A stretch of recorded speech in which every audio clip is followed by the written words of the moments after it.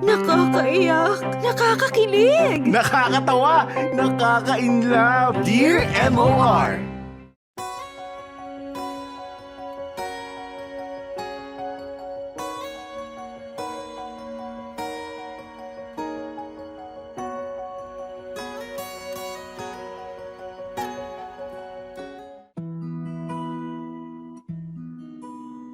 Dear MOR, magandang araw sa inyo Popoy at Bea. Magandang araw na rin sa maraming mga nakikinig ng Dear MOR. Ako nga pala si Ian, 27 years old, and I'm currently working as an IT specialist dito sa Makati. Popoy at Bea, hayaan ninyong simulan ko ang kwento kong ito sa pag-amin na hindi ako mabuting tao. May mga pangyayari sa kwento kong ito na alam kong nasa mali talaga ako. Pinili kong ibahagi ang kwento ko para wala nang tumulad pa sa akin. Alam ko kasi na nagkamali ako at alam kong may mga taong naapektuhan ito. Inuulit ko, wala ako sa tama sa storya kong ito. With that out of the way, hayaan ninyong ibahagi ko ang kwento. Popoy at Bea, nagsimula ang lahat noong nagkakilala kami ni Francine. Matagal-tagal na ako sa company na pinapasukan ko. Samantalang si Francine naman ay new hire. May isang buwan pa lamang siya noong una kaming nakapag-usap. Alam niyo bang sobrang na-love at first sight ako kay Francine, Popoy at Bea? Ngayon lang ako nahulog ng malala para sa isang tao. Pinilit ko talagang mapalapit kay Francine.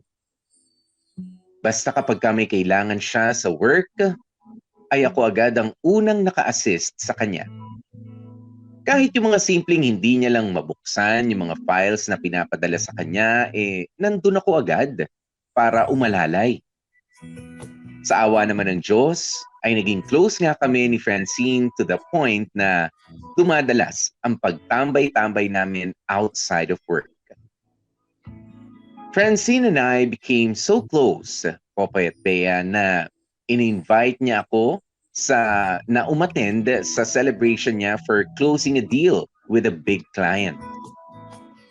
Bilang todo suporta talaga ako sa lahat ng bagay na ginagawa ni Francine, ay pumunta nga ako.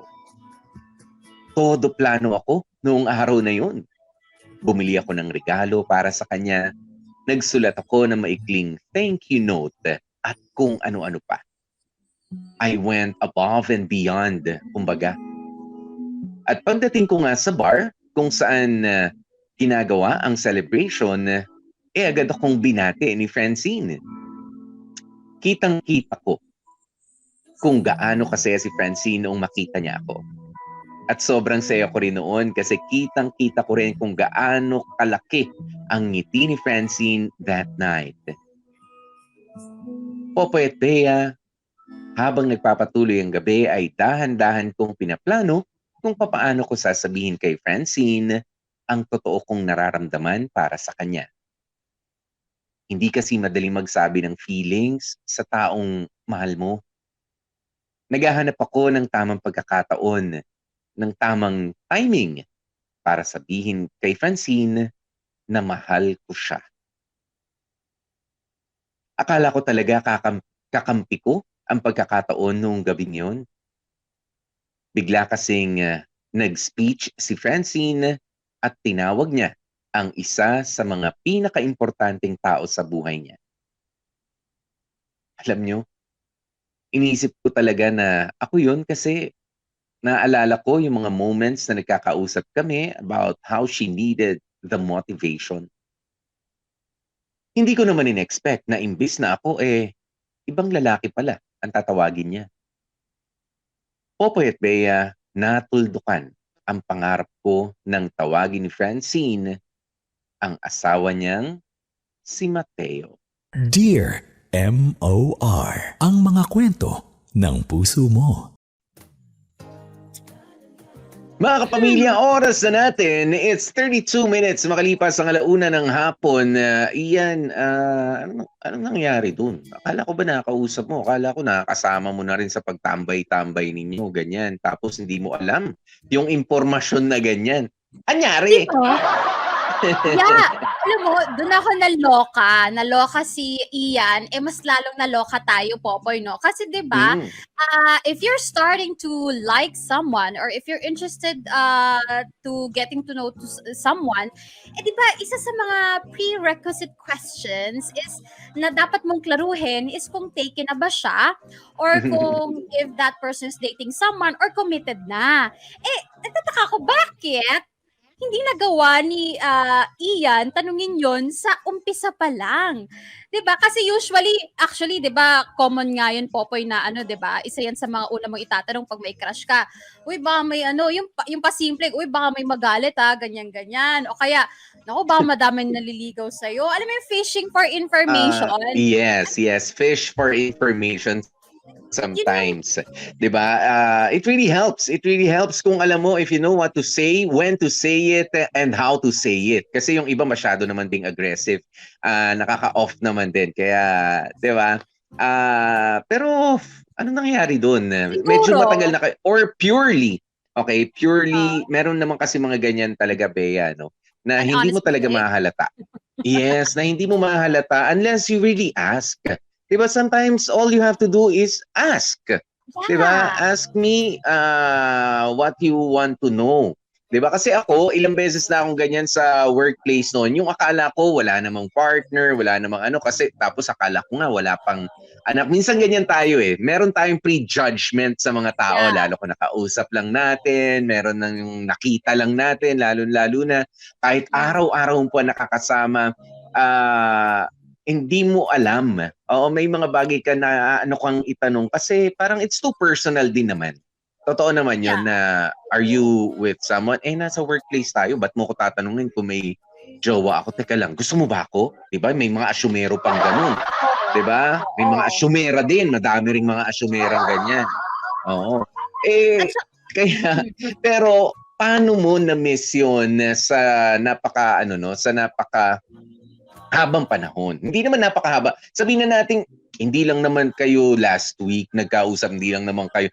I mean, 'di ba, nandun ka nung nag-start siya at ngayon nga meron siyang na-close na deal, meron siyang isa-celebrate, wala ba siyang iba nakakausap sa inyo to even tell you na, ay nako, hindi, may asawa na yan. Yung mga ganoon.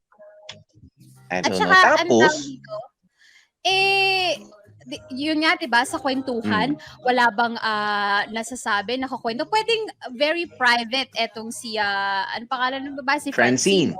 Kaya hindi natin masisisi kung ayaw magbigay ng information ni Francine or kahit chika.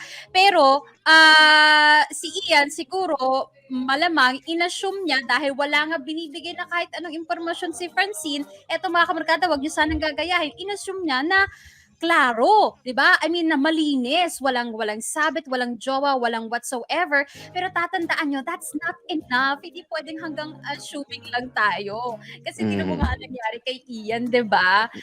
Malay mo kasi yung taong gusto mo sobrang private, 'di ba? Hindi magsasabi ng impormasyon unless tinatanong. Kaya nga doon papasok yung sinasabi ni Popoy na magtanong ka, hindi man diretsong invasive na may asawa ka ba? May jowa ka ba? Ganyan-ganyan. Pero alam mo yung mga simpleng gawan mo ng paraan, paano mo makukuha yung impormasyon na yun? O di naman kaya, magtanong ka sa ibang tao, di ba? Na yung mga pasimple lang, may asawa na? Or, I don't know.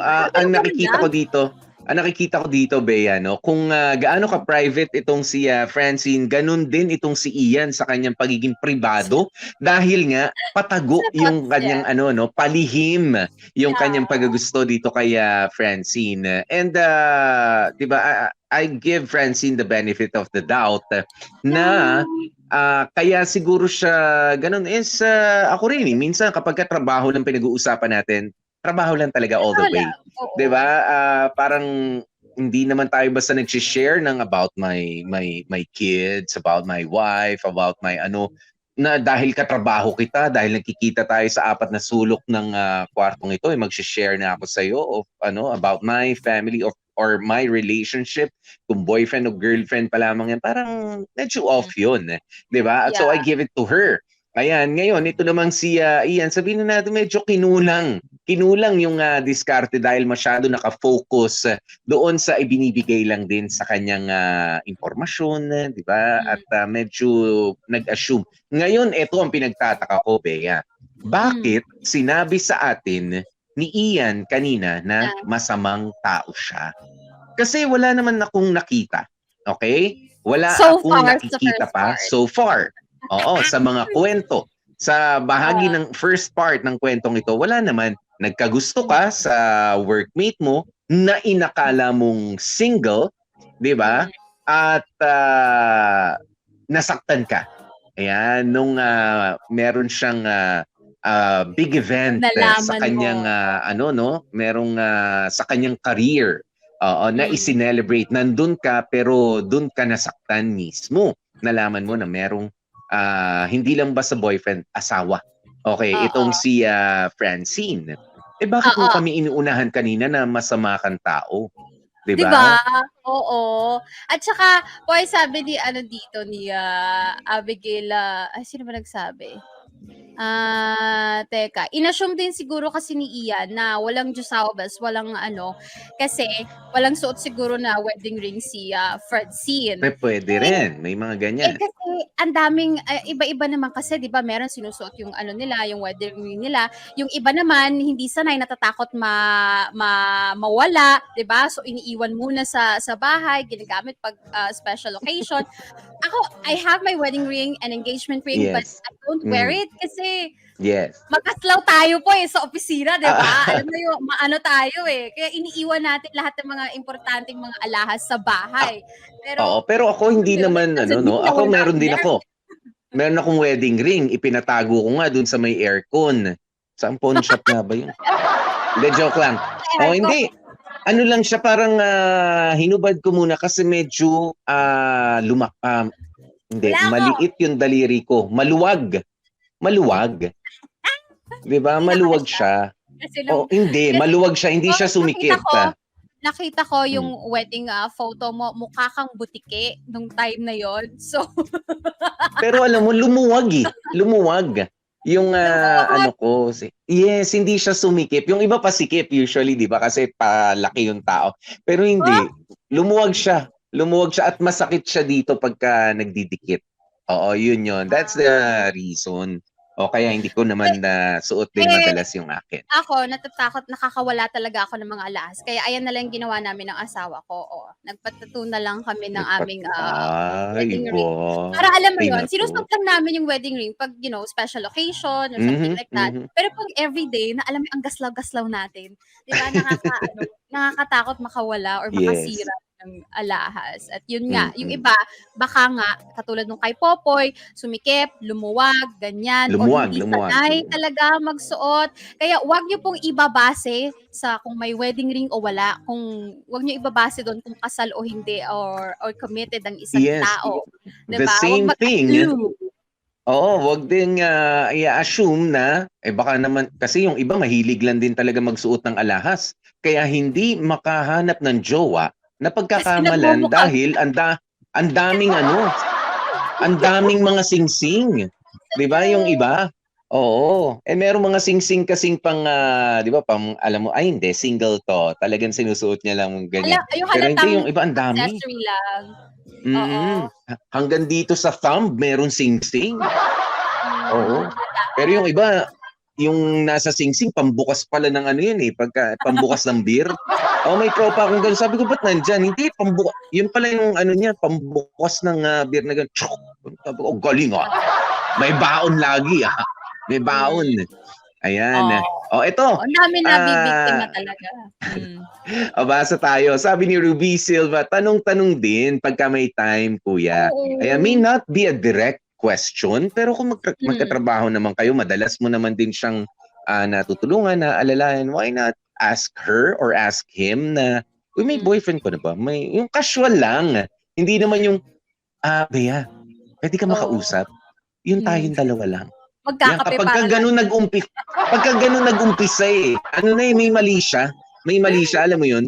Pero yung kapag kunyari, sige, ano ba yung kailangan mo rito sa computer? Ayusin ko lang, Bea. Uy, sandali. Parang di mo pa nakikwento kung may boyfriend ka na. Meron na nga ba? Ganon. Uy, may asawa na ako, no?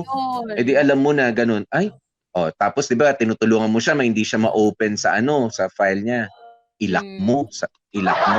Tapos sabi mo, pag nalaman mo may ko, jowa. Palitan mo yung password, ganyan, hawak mo yung computer. Wala, pasira na yata to. Pasaka mo ng virus ngayon. Tapos busy ka na. Mangungulit siya. O kaya ito sabi ni Mr. Pogi ng Quezon City, Pogi Problems Rule number 4 Book 2, sabi niya, kung magtatanong ka, pahapyaw lang para di halata. Yayain mo, uy, kain tayo sa, kasi weekend eh. Sama mo yung asawa mo. O pag may sinabing, ay hindi, wala akong asawa. O di alam mo na, di ba? Pero pag sinabing, boyfriend muna. Umpisa niyo boyfriend o girlfriend muna. Sama mo yung boyfriend mo, asawa, para marami tayo. O doon mo malalaman. Sasagot yan na, naku, wala akong asawa, no? O kaya sige, tatanungin ko kung available siya. O, alam mo na. Para-paraan iyan, just me. Ay, naku. Saan ba? Pero gusto ko talaga, sandali mainit na ako, Bea. Gusto ko talaga malaman bakit kumbaga nauna yung sorry. Hindi pa nagkikwento. Alam mo yung ganun, parang, ay, Bea, Popoy, may sasabihin ako sa inyo, pero sorry Sorry, alam ko mali ito. Alam ko mali yung ginawa. Gusto ko na malaman. Agad? Defensive agad?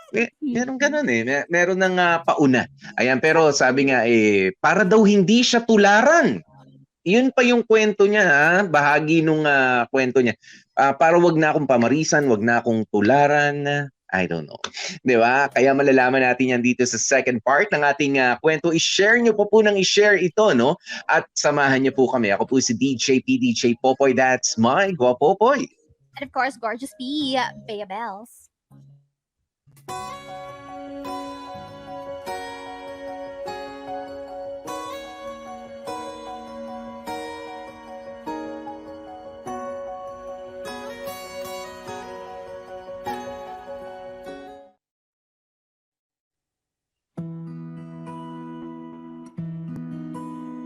Popoy at Bea, gulat na gulat ako noong biglang pinasalamatan ni Francine ang asawa niya. Wala kasi akong kalam-alam na kasal na pala itong si Francine. Aaminin ko na medyo absorbed ako sa idea na magiging kami ni Francine na hindi ko nagawang alamin ang mga importanteng detalye tungkol sa kanya. Imbes na pag-amin ng feelings ang gagawin ko, ay umuwi na lamang ako at pagkatapos ang announcement ni Francine na yun, ay hindi ko na nga pinatagal, lumakad na rin ako papalayo. Popoy at Bea, nakakalungkot lang kasi nagawa pa akong i-message ni Francine after kong umalis. Apparently, dumating pala ang asawa niya sa celebration. Popoy at Bea, dapat talaga isusuko na ako sa kanya Wala na kasi akong laban. Asawa na ang pinag-uusapan dito. Kung boyfriend lang ni Francine, baka inilaban ko pa talaga. Wala tayong laban sa isang pagsasamang pinagbuklod na mula sa itaas. Popoy at Bea, problema nga lang, malaki talaga at malakas ang tama ko kay Francine. Noong mga panahon na yun, ang tanging bagay na nasa isip ko kung paano ko maisisingit ang sarili ko sa buhay may asawa ni Francine. At dito na nga papasok ang masama kong plano. Pangungunahan ko na kayo dahil dito nalalabas ang pagiging masamang tao ko. Gumawa ako ng fake account at minessage ko ang asawa ni Francine. Sinabi ko na Francine was cheating with someone from the office. Noong una, hindi pinapansin ng asawa ni Francine yung message ko.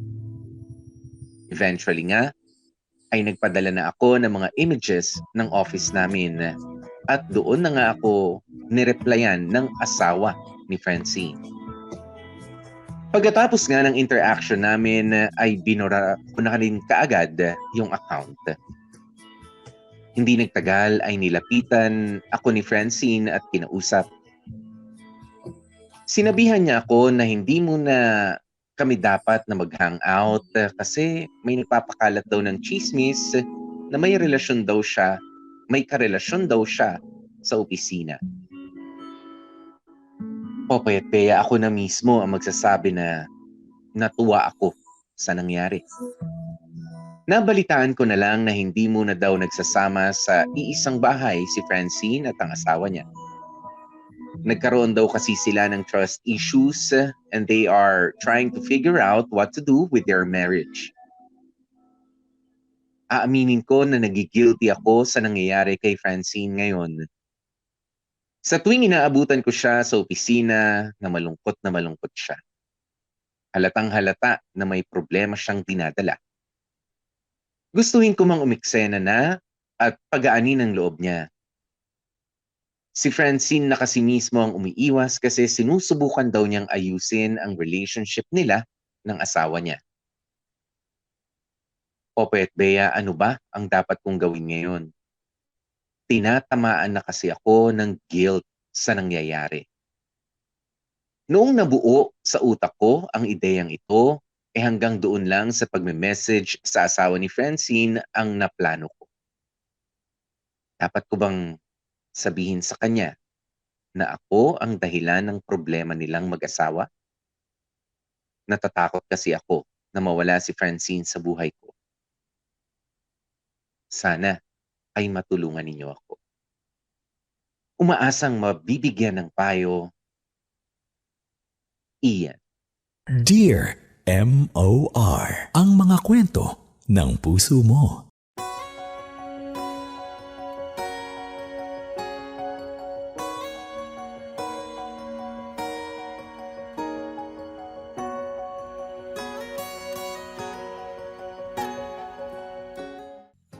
Mga kapamilya, oras na natin is 6 minutes bago alas 2 ng hapon. Wala pa akong masabi, Bea. Ikaw muna. Kaya naman pala takot na takot etong si Ian sa pag-uumpisa Bad trip yun, ng Ian. letter. Matindi naman pala kasi talaga yung ginawa niya. Kaya sa umpisa pa lang, tinanry niyang pag-aanin yung loob natin, thinking na gagaan talaga yung loob natin pag nalaman na natin yung mga pinaggagawa niya. Nako, Ian, sumulat ka dito, di ba? Sumulat ka at your own risk. Kaya siguro naman, open-minded ka sa mga sasabihin namin. Open-minded, open heart kung tatanggapin ang mga chika namin. Well, una sa lahat, how dare you? How dare you try to, medyo nag-succeed siya ng slight, no? Break up a marriage just because you're in love with the woman. And I don't think that's called love, no? Kasi you don't destroy the life of someone you love. You're just being selfish, Ian, no? You're just being selfish at ang gusto mo lang is makuha yung gusto mo, and that's not love. You're being conceited, you're a narcissist, honestly, kasi ang gusto mo lang talaga, ang gusto mong mangyari ang masunod. And kung nagtatanong ka, anong gagawin mo? Pwede diretsuhin ko na. Well, kailangan mo ayusin yung ginawa mo. Diretsuhin mo na? Diretsuhin mo na? Sige, diretsuhin. Sabihin mo na! Huwag ka nang paligoy-ligoy pa. Iyan, utang na loob, no? Diretsuhin mo na talaga. Ito na. Sasabihan mo na, Bea. Pagagalitan mo na. Sige, ituloy mo. Ituloy mo na. Ituloy mo. Brother, no. Pagkatapos natin basahin yung mensahe ng iba nagigil din. Halika, basa muna tayo, Bea. Ang gaganda ng mga sinasabi. Teka lang. Bago yung atin, sige. Meron akong paborito for today's video na commenter natin, si Mr. Sige. Pogi ng Quezon City, dahil meron na naman siyang nakuha sa kanyang lecture book, no? Pogi Problems Book for Manhood Rule number 1, learn how to say and admit your mistakes. Yun pa lang, yun ang actually ang una mong dapat gawin, no? I-acknowledge mo na nagkamali ka, Ian, And feeling ko naman alam niya kasi I takot siya think yes. I-acknowledge mo na Ayan. nagkamali ka at Mm. kailangan mong aminin yung pagkakamali mo dun sa ginawan mo ng masama. Kasi hindi Mm. ito simpleng parang high school lang na selosan okay? Ang marriage ang sinira mo, iyan. And it's a Nang very big dahil sacred thing. ng Dahil lang sa in love ka.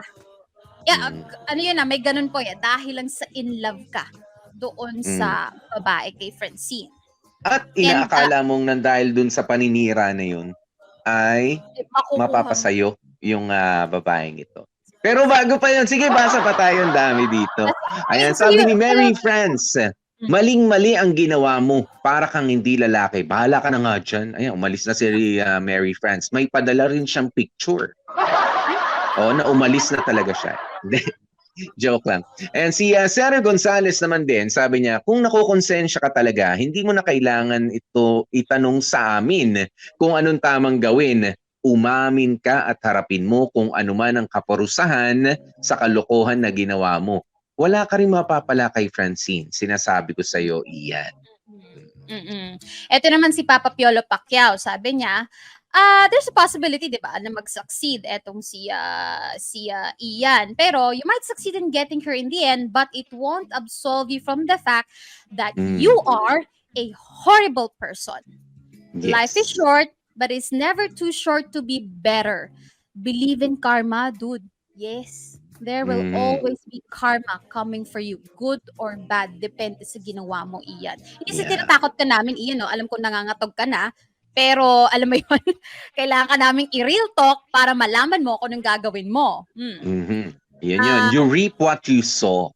Ayan, yan yung yung pa yung good karma, 'di ba? You reap what you sow, 'di ba? Kung ano ang aanihin mo, yun ang nakita mo, etchos. Ayan, yun. That's what you saw. Yun ang itinanim. Kung ano ang itinanim, yun ang aanihin in Filipino. Ayan, yan yun.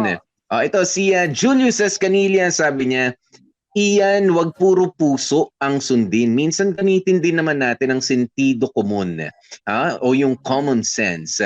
Yung feelings kasi, kaya nating pigilan yan. Basta itatak mo lang sa utak mo na hindi na pwede at may asawa na si Francine. Hindi sa lahat ng oras, puro puso lang. Utak-utak din. Sabagay ako, sinasabi ko rin yan, kapag ka meron kang pinapayuan na, nakikita mo na yung obvious. 'Di ba? Sabi, ang pinakamaganda na lang sabihin, although nakaka-insulto, gamitin mo naman yung isip mo, gamitin mo naman yung utak mo. Sayang, nandyan na rin naman 'Di ba? Sayang ang utak. Kung di na nang din gagamitin, sayang, nandyan na rin naman sa ulo mo. Total, hindi naman utot ang inilagay sa ulo mo. 'Di ba? Na makakaabala sa ibang tao. Utak nagkataon utak ang inilagay, hindi utot. Gamitin mo na lang, utak na lang. Nandyan na yan Pinakamalapit na yan sa mata mo, sa bibig mo, sa pang-amoy mo, sa tenga mo. Yun na yun Sabi niya John Carboholo, nako, mas mapapalayo si Francine sa'yo kasi baka umalis siya dyan sa office nyo. Dahil dun sa office nagmula yung gulo 'di ba? At walang ginagawang masama yung tao.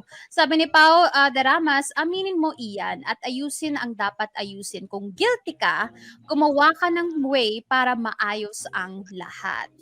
Yan ang sabi ni Pao. Ikaw po dyan sa Facebook. Ito, si Julius Escanilla, sabi niya, dapat mong gawin. Ito, napakasimple lang, na ang dapat mong gawin, Ian, mag-apologize ka kay Francine at sa asawa niya. 'Di ba? Ako, mahirap gawin na mag-apologize kay Francine at lalong mahirap mag-apologize dun sa asawa ni Francine na parehas walang kaalam-alam ito mga to. Pero ang connection mo kasi ay with Francine. Okay? Kaya sige, nabasa na natin yung ilan. Okay, Bea, pasok. Sasabihin mo na ba talaga? Bakit ba pinipigilan mo? Kung kanina pa nga ako Gina G Hindi kasi ang daming Gina G rin dito habang tayo kanina. Sige. Eto na nga, Ian, didiretsuhin ka na namin, di ba? Narinig mo naman yung sinabi ng mga kamagkada natin. There's no other way to fix this problem but to admit your mistake. Kausapin mo una sa lahat, kausapin mo si Francine.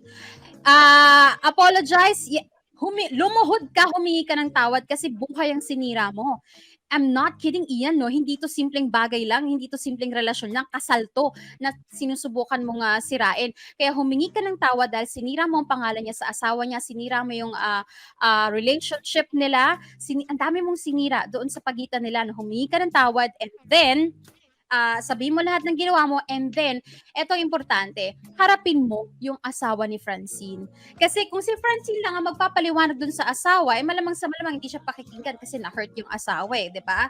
So, ikaw mismo ang humarap dun sa asawa, tanggapin mo kung ano man yung sasabihin ng asawa niya. Dahil sabi nga natin ni Popoy kanina, kung ano yung tinanim mo, yun ang aanihin mo. So, kung ano man yung mga pinaggagawa mong masama, tanggapin mo kung gaano rin kasama yung sasabihin ng asawa sa'yo. Ipagdasal na lang natin na salita lang yung gagamitin ng asawa niya at hindi dahas, pero I hope not. I really hope not. I hope walang ganon.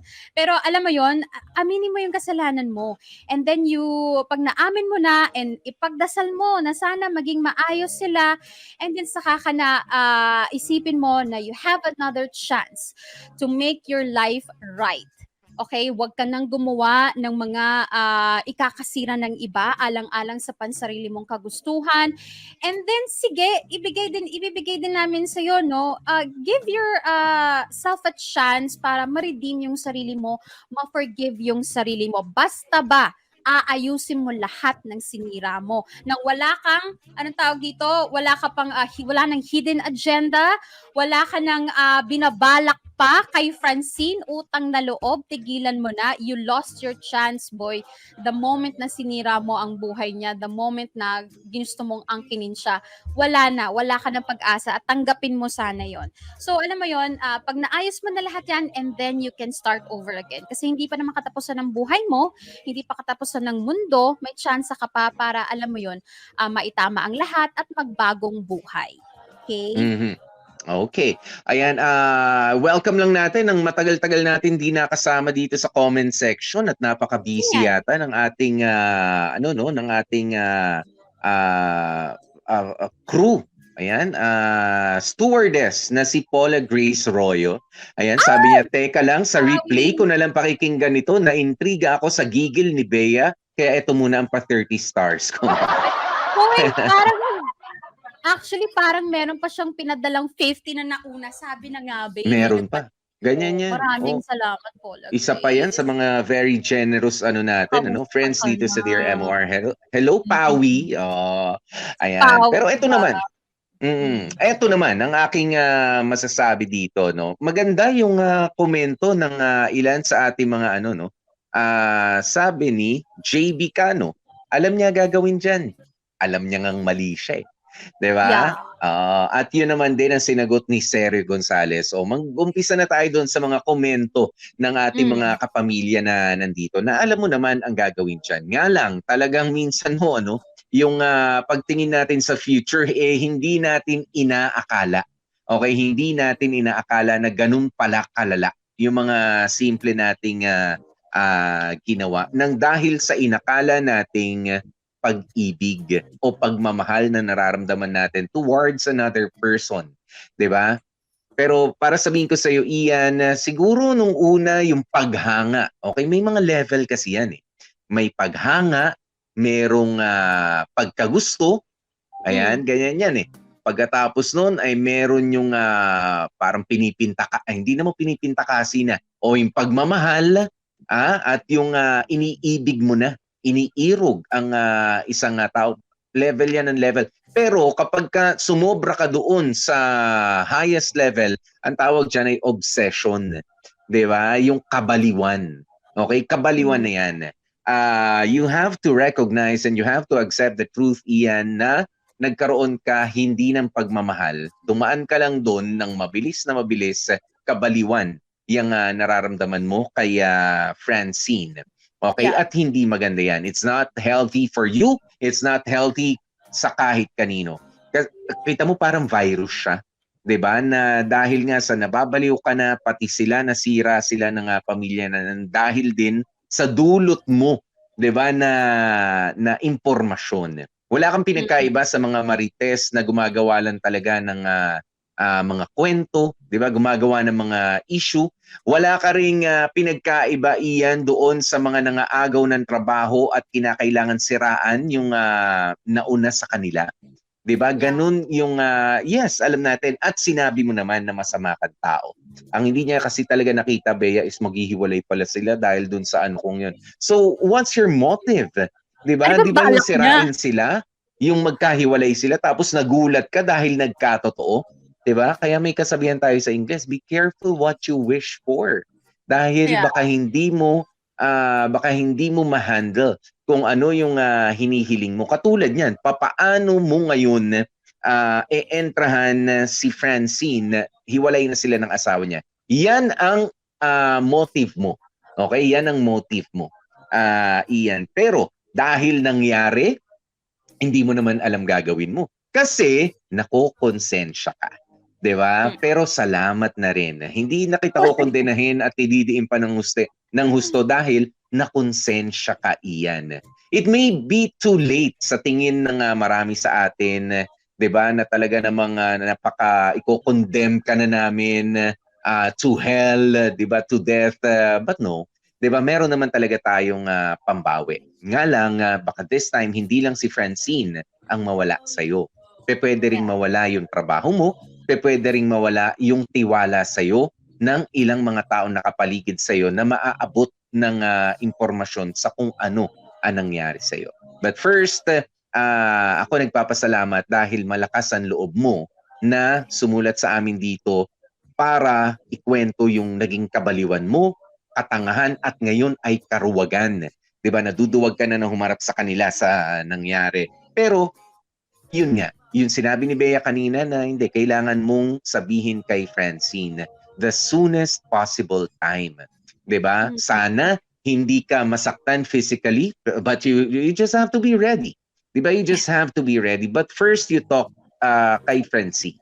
Okay? Once and for all, just be ready with your ako kung detail sa detalye, delikadesa na lang, Bea.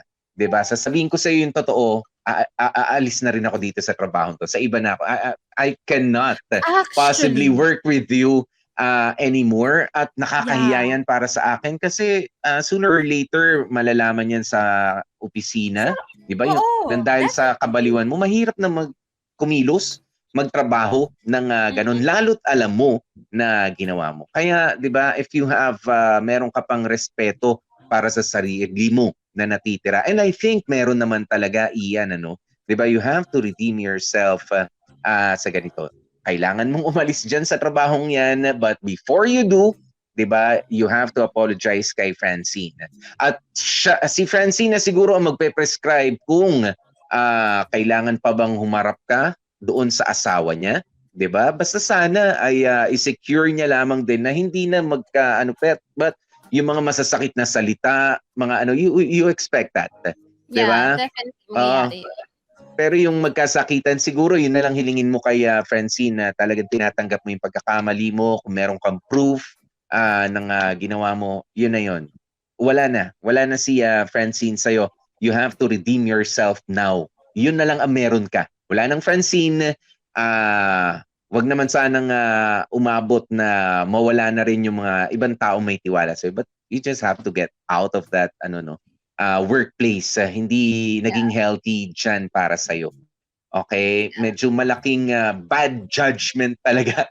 Yung bad decision yung ginawa mong yun. Maka-apekto sa yan. Pero sana sa susunod, maging mas maayos yung mga desisyon mong gagawin sa buhay. Lalo na kapag may nagustuhan ka. Lalo na kapag kasi alam mo yun, may binalak kang nakawin. Di ba? May binalak kang nakawin. Binasag mo na yung pinto nung kinuha mo. Gusto mo lang rin isole. Parang, ano ba yun? Magnanakaw ka ba o hindi? Di ba? Ang gulo mo eh. Di ba? Kaya isipin mabuti bawat hakbang na gagawin. Okay? True. Ayan. Nako, iyan siguro naman sa lahat ng mga sinabi namin sa'yo, naliwanagan ka na.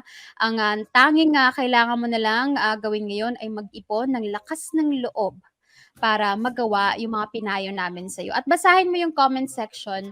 Meron kang makukuhang mga comments dyan na tiyak makakatulong sa'yo, makakapagbigay sa'yo ng lakas ng loob, ng push para gawin yung tama. And pasensya na din kung meron ka mababasang masakit, pero alam mo naman yon, di ba? Alam mo naman yung mga matatanggap mong mga salitang ganyan. Poy, meron ka pa bang mga comment dyan? Marami, napakarami dito, both sa YouTube and sa Facebook. Diyan sa'yo, ang dami pa rin. Diba? Si Razel Borea, sabi niya, mas mapapakita mo yung pagmamahal mo sa kanya kung tinanggap mo? Kung tinanggap mo na sa iba siya magiging masaya at may asawa na yun eh. O yun yung tunay na pagmamahal. Obsession yan. Kabaliwan yan. Kahibangan. Pag natanggap mo na masaya yung taong mahal mo sa iba at hinayaan mo, yun ang tunay na pagmamahal. Sacrifice. Si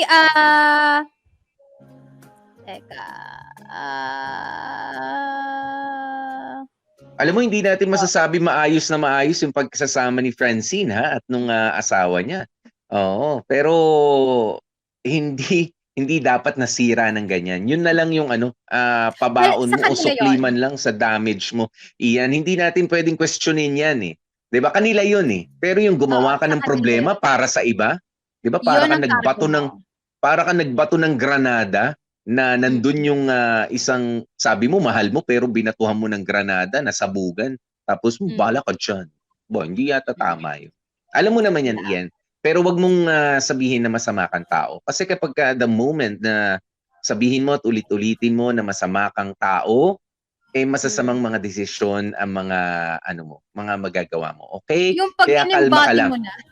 Yes, you made a bad decision. You just made a bad decision. You are not a bad person, Ian. Diba? You prove that to yourself. Yun ang pinaka-final message natin for today. At dahil final message na nga po, magpapaalam na kami. Nakasama nyo nga po ang inyong mga lingkod. Ako po si DJ PDJ Popoy. That's my Guapopoy. At ako naman po, Gorgeous V, Bea Bells. At syempre, ang lagi natin paalaala sa inyo, mga kapamilya, you stay safe, stay healthy, at kahit ano nga po mangyari, mga family, you stay in love, not obsessed, diba? And stay happy. See you tomorrow.